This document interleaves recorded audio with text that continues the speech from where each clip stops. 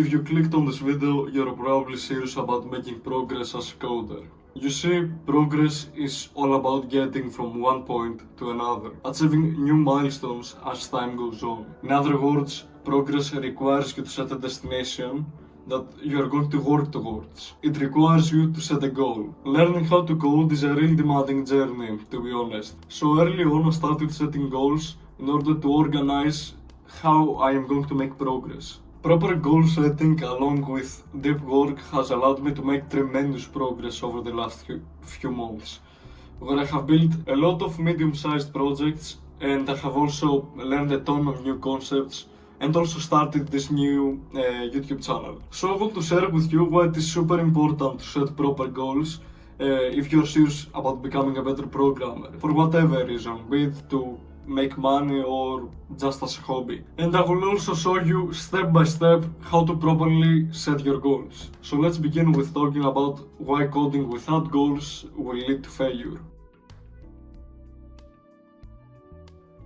In the intro, I told you that progress requires you to set a destination that you're going to work towards. Well, if you don't set goals, you basically don't have a destination. You jump from topic to topic, tutorial to another tutorial, from a project to another new project, without finishing the last, without really knowing why you're doing any of this. You're just reacting to whatever seems interesting that particular day. It's like going on vacation without deciding where to go. You just get on a random bus and hope it gets you somewhere nice.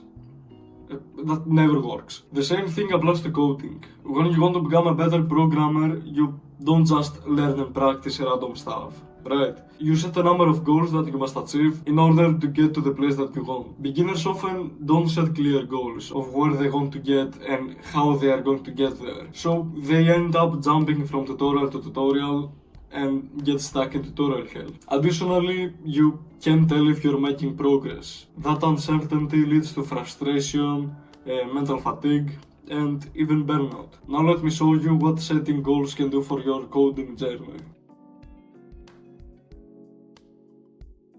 Benefit number one is clarity. Goals give you direction, the destination that I told you before. So when you know where you want to get, it's much easier to figure out the steps to get there. Whether you want to build an app or learn back-end development, you can break that down into actionable steps, and this makes your learning purposeful and not just random. What I want to say is that you're going to be in a much better position to know what you must do, and thus you will be far more likely to take the right action and do the right things. Benefit number two is that you get into a positive feedback loop. Here's how I am experiencing this. I achieve a goal of mine, I get motivated because of this, and thus I take more action. And because of this action, I achieve more milestones, something that motivates me to take even more action. That's essentially a loop. That feedback loop is powerful.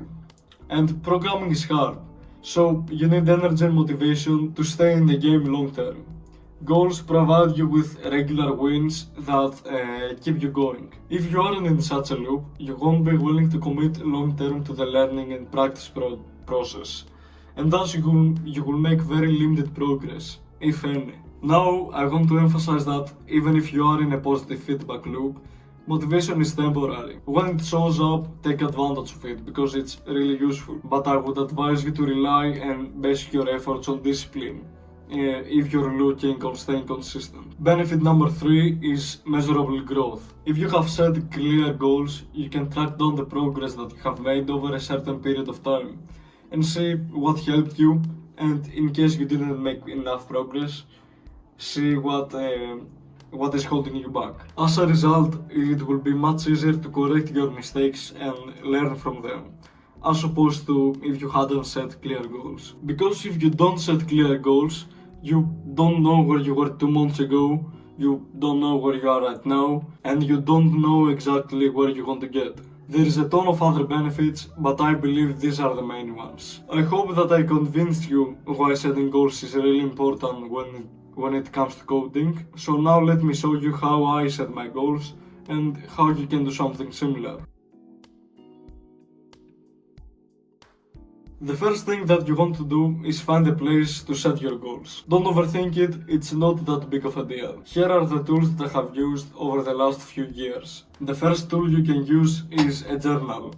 So having a journal and writing your goals on paper is going to help you get more serious with them. Because they are actually with you in your room. You can see them when you wake up, when you work, and even when you procrastinate, and so on. The second tool that you can use is Notion. It's a free app and has a ton of other functions, like a calendar, a habit tracker, and generally it's pretty flexible. I used it in the past and sometimes I still do, and to be honest, it's really good, especially if you're working on big projects and you need a place to organize your thoughts. The third tool that you can use are the notes in your phone. This is the tool that I currently use the most, and it's super simple. You just open the app in your phone and write down your goals. So now let's talk how you can do that properly, how to write down your goals and set your goals properly. I want you to sit down and write 10 of your goals that you want to complete in a year. Pause the video and do this. Great, now find the 3 most important ones and delete all the others. I am doing this because all the other minor goals will take my attention, my energy and my time off the main ones. And as a result, I will make very limited progress. Now the second step is to take each of those 3 goals and break them down into a roadmap. Let's say that one of these 3 goals is to build 3 projects in the next year. Then figure out what you must do in the next 6 months in order to achieve this. In our example, you'll have to finish some courses and at least one of these 3 projects. Then do the same thing for the next 3 months, the next 1 month, and the next 1 week. This gives you structure and confidence that what you are doing today is getting you closer to your big goal and you're not doing random stuff. Now let's talk about some common mistakes. Mistake number 1 is setting too many goals.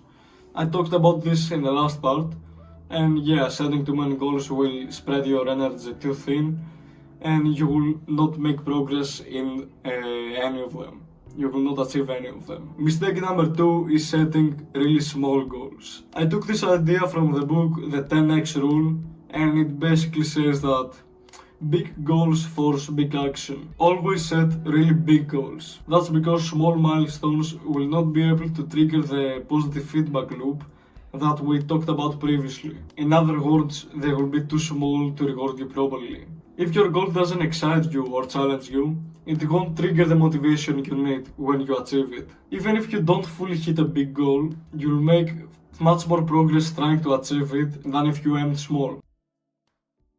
And mistake number 3 is changing your goals too often. So, learning how to code and generally improving as a coder is a long-term process. As a result, changing your goals too often will really hold you back. Yes, okay, adjust if something clearly isn't working, but changing your goals every few weeks will lead to zero progress. Try to discipline yourself to commit long-term to your goals until you see results. Anyway, that's all I have to say for this video. I hope I showed you why setting goals isn't just really important as a programmer, it's essential. So have faith in God, stay consistent, and keep moving towards your goals, and you'll be amazed by how much progress you will make. Anyway, that's all I have to say. Take care.